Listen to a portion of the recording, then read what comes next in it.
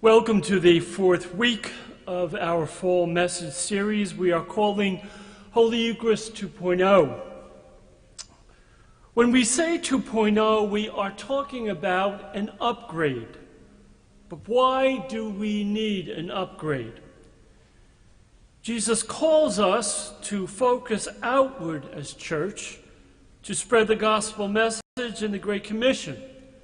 Go, therefore, and make disciples of all nations, teaching them to observe all that I have commanded you.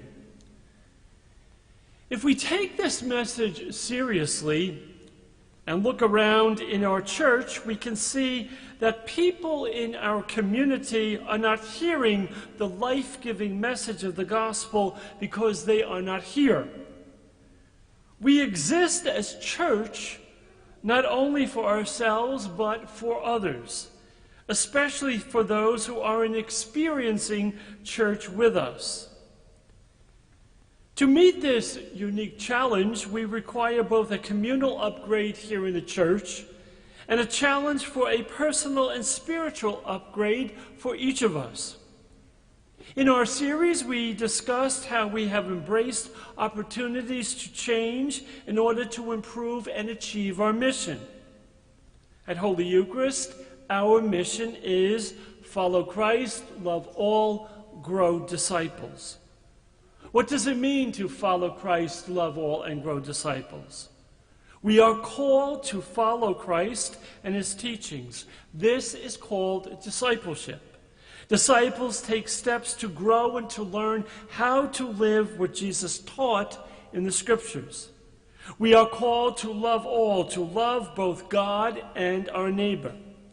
And finally, we are called to grow disciples. When we follow Christ and when we love God and neighbor, we want to share that good news with others. We want to bring others to Christ. At Holy Eucharist, we understand that this mission is essentially achieved through the members of the church, each growing on their own discipleship journey. Moreover, discipleship is about adding value to our lives. And it's all about following Jesus Christ. And that's what this message series is all about. Introducing you to how you can be a part of the mission as a disciple of Christ. We have also discussed that successful discipleship comes down to simple steps. These steps will challenge us and perhaps make us uncomfortable, but they are totally worth it. Here at Holy Eucharist, we are working hard to provide specific steps to make it easy for you to enter into this path of discipleship. And we believe that each of these steps represent a lifestyle choice. Choices that we think are essential in growing in a relationship with Christ, a relationship in which he can change and transform us. So, each week, we are taking a look at one of these steps. As mentioned over the past couple of weeks, STEPS is an acronym. Let's break it down. S is about service in a ministry and/or mission. In our second week of our message series, we shared how greatness comes from service. T is about giving treasure. Last week, we shared that we need to learn to love and trust God, the giver of the gifts, more than the gifts themselves.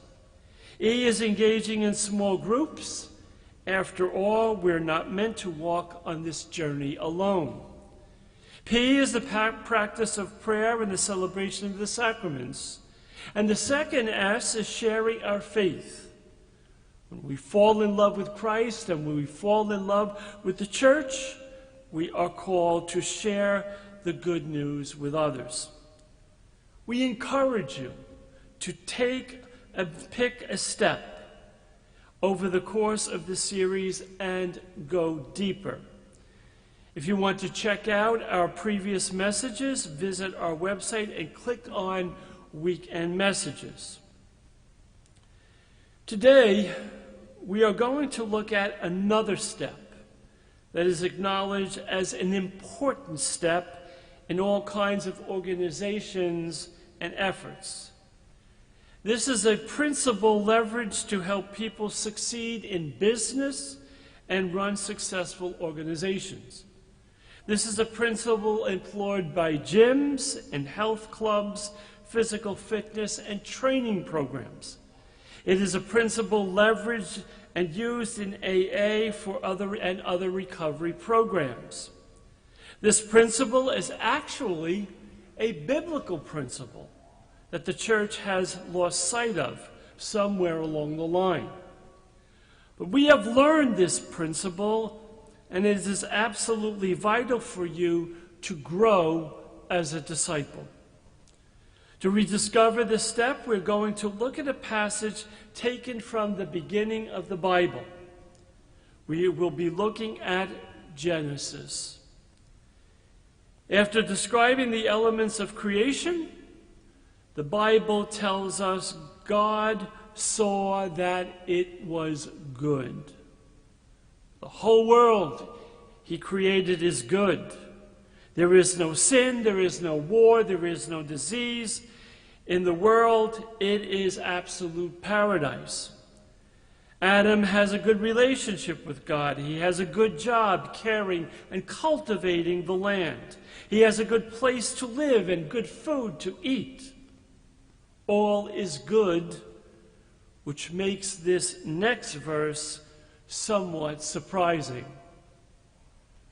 This is where our first reading comes from today. Then the Lord God said, "It is not good. Everything is good in this good creation, except for one thing that is not good. It is not good for the man to be alone." God recognizes a problem in Adam's life, and that even Adam at this point does not truly understand. And although Adam is surrounded by all sorts of animals, he is alone. Didn't God know that none of the animals would satisfy Adam's need for companionship? Didn't God know that all the animals would fall short? Of course He did.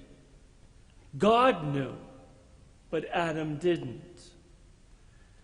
As the animals failed to meet Adam's need for companionship, for a suitable partner, God is helping Adam to realize that he needs human relationships. God is building his desire for fellowship and companionship. We can be alone and lack friendships and companionship and not even realize what we're missing.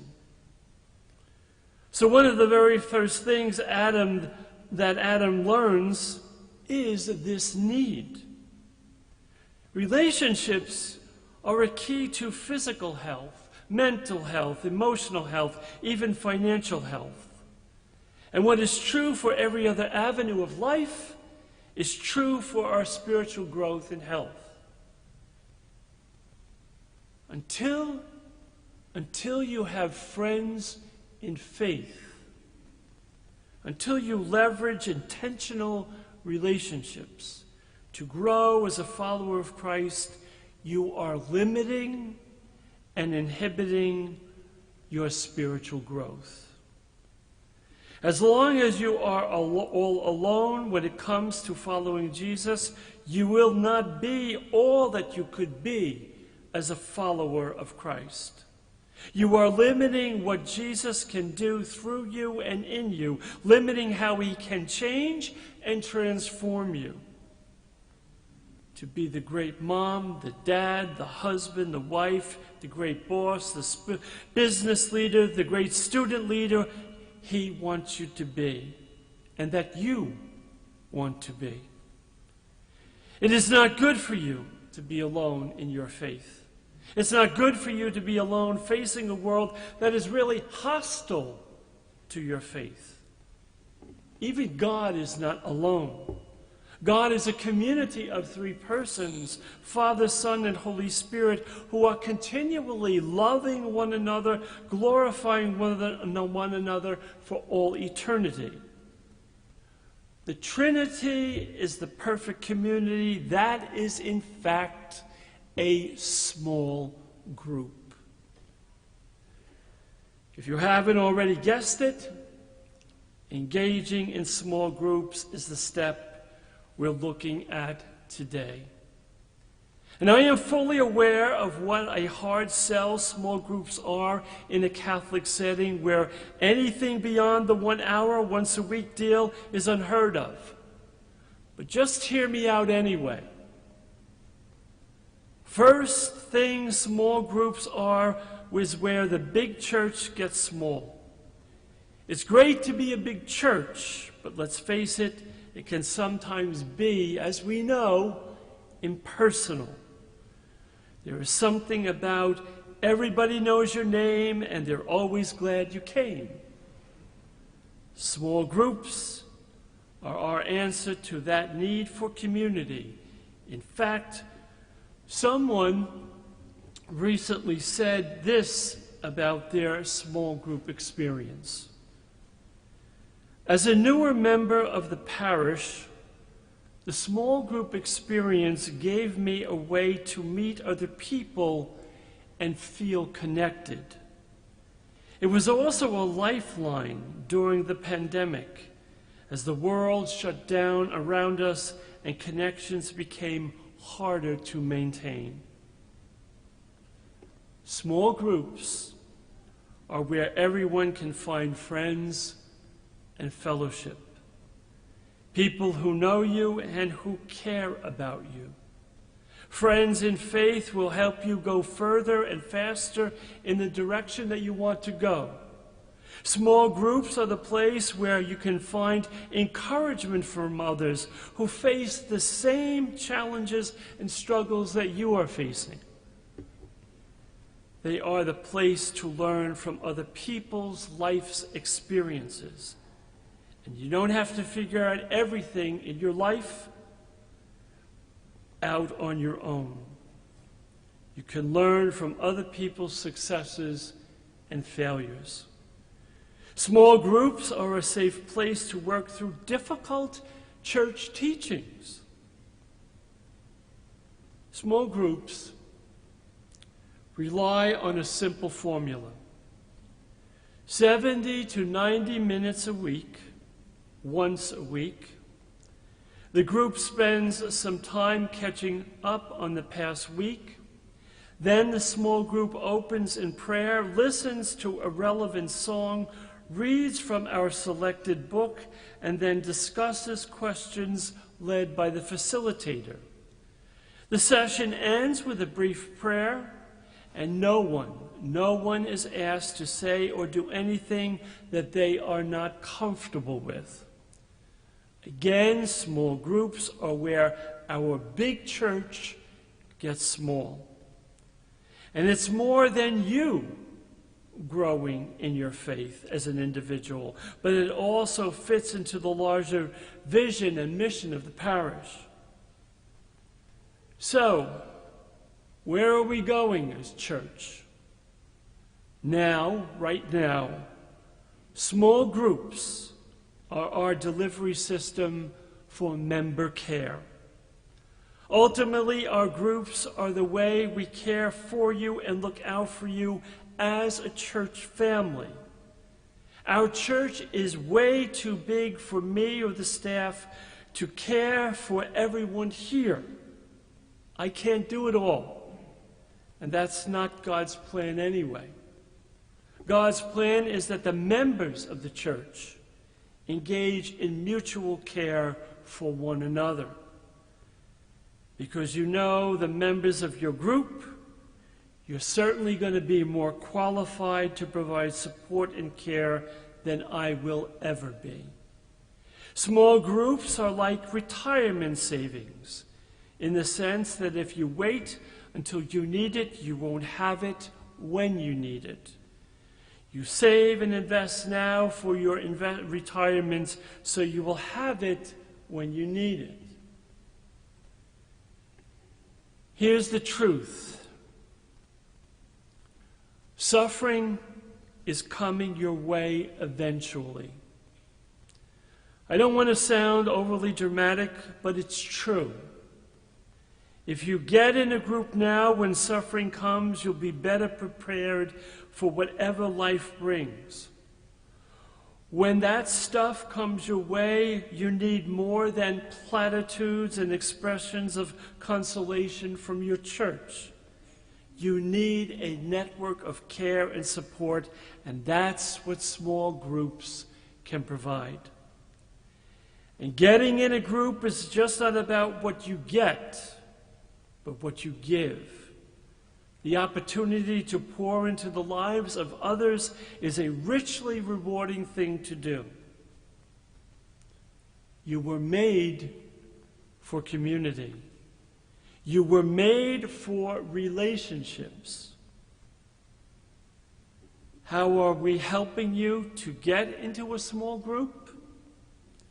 This weekend, after this Mass, the 10:30 Mass, we are having our small group connections experience for those who have never experienced small groups here at Holy Eucharist. And we will open with vision about how small groups are vital to our mission of the church. Have a short small group experience and provide an opportunity for you to join a small group. The connection experience will be held in the atrium by the Welcome Center. I encourage you to come back and check it out. Discipleship is simply following the Lord, as we have been saying, step by step on the path of greatness. It is following the Lord step by step in the direction of discipleship. A little bit more today than yesterday. A little bit more tomorrow than today. And in the process, discovering a more successful, a greater way to live by connecting with others.